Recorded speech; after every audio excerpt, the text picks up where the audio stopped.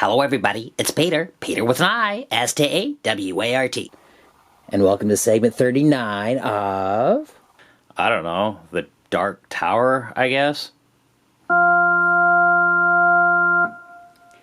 She was satisfied that the dentist was safely hunched over the sink so she could fulfill her plan, which was to open the hallway closet where the VCR equipment was, switch the tapes, and close the doors again. Her ambition was stifled by the secretary, who chose to loiter around in the hallway where Nancy needed some privacy. The vibes Nancy was giving out could cause a tuning fork to ring. You know, I started my taxes last night. I always start on them early and mail them in way before the deadline. It makes me laugh when everyone rushes to the post office the evening of the deadline, continued the secretary, slowly. For Nancy, it was like there was a bug with a thorny shell crawling in her butt. And Nancy couldn't pull it out in the presence of the meddling secretary, who hung around talking about meaningless things. Nancy was frustrated and so helpless to take action that her chest felt constricted. She looked around for a stick or a frisbee she could throw so the secretary would chase after it into the next room. If Nancy did have a stick in her hand, she would be more likely to tenderize the secretary with it. When the dentist headed back to the private quarters where he kept the teeth, the metaphorical bug in Nancy's butt felt like a dung beetle covered with microbes, digging its way up with its horns and laying eggs. "Hey," said the dentist from inside the other room. "What the heck?" Nancy knew the secretary's story about her son being a straight-A student wasn't going to wrap up by the time the dentist came storming out and straight to the closet where the VCR port was. Nancy was so desperate, she started shaking. The dentist was flushed in the face when he came out from the back like a guided missile, destined for the surveillance tape which recorded everything that went on during the night. When he rounded the corner, he saw the secretary laying on the ground in a heap, and Nancy standing over her. Nancy crouched down and cradled her head. "What happened?" she asked the dentist. Let me rephrase that. She asked the dentist what happened. Little switch. "I heard a thunk and I found her laying on the floor. Do you think she had a seizure and hit her head or something?" asked Nancy. The dentist stood there, unable to form words. He didn't care what happened to the secretary. In fact, her body was blocking the way to the closet. "Gosh, well, roll her over and put something in her mouth," he said, kneeling down to help roll her out of the way.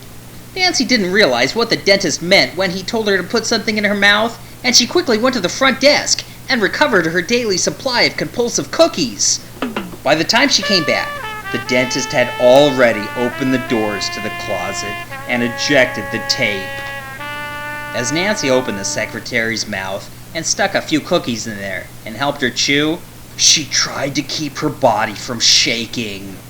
Nancy felt like crying, laughing and crying and screaming in celebration that her mission, whose success was as narrow as the hot-oiled edge of a sharpened razor, was indeed a success.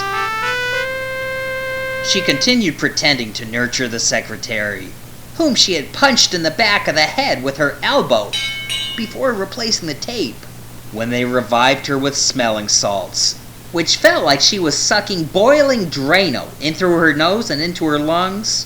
Nancy escorted her down to floor number 36, where the imaging machines were located. The dentist returned from the security office, where he viewed the footage he thought was of the night before. Nancy had trouble containing her laughter when he explained that the tape was defective, and all they saw was static snow. Nancy knew the awful truth, and so did he. The night before, she and the boys had played the old Tijuana Toothbrush Gag. Tourists who vacation south of the border think they're lucky when they come back to their burgled hotel room and find their precious camera hadn't been taken, and neither were their toothbrushes. We won't go into great detail about what sort of pictures come back from the developers later on, or why their toothbrushes are thrown away immediately. Let's just say the burglars do a check for beetle eggs.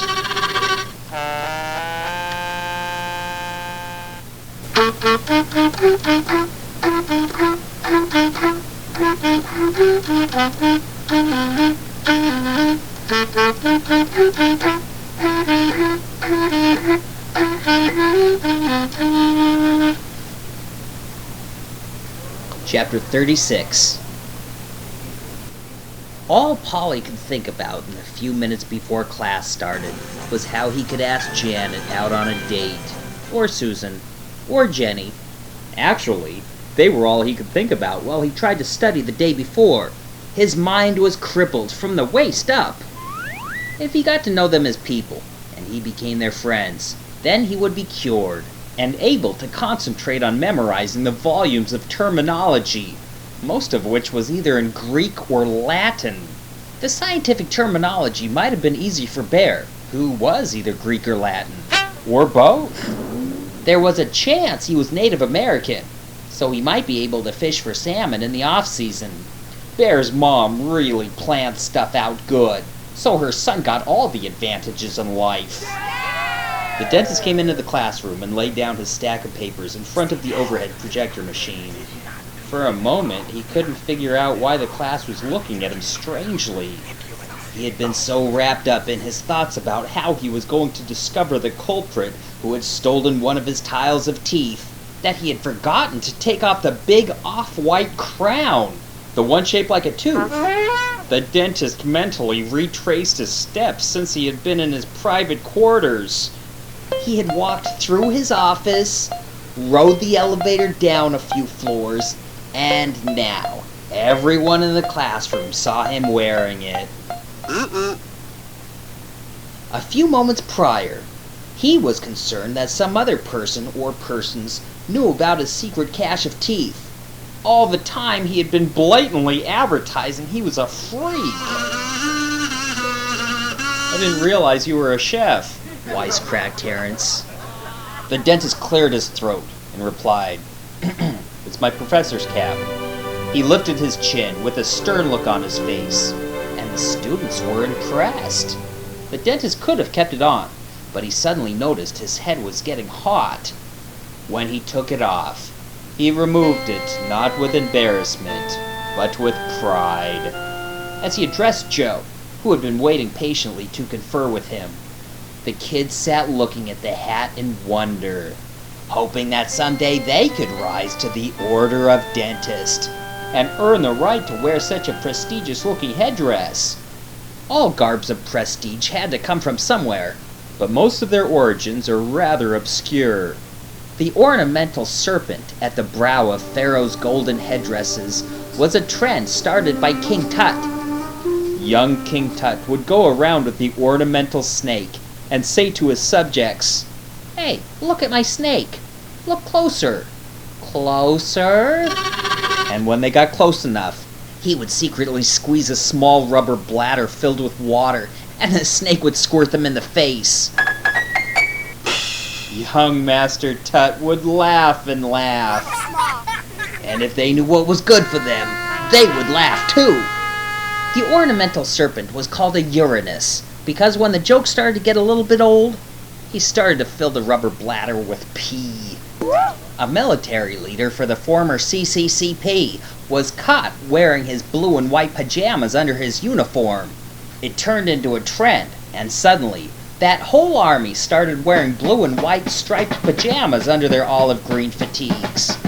And that's where the word fatigues came from. When the fatigued soldiers got tired of fighting, they would be all ready for bed. Greek philosophers didn't wear pajamas when they went to bed. In fact, they didn't wear clothes when they were awake. They would walk around all day wrapped in their bed sheets.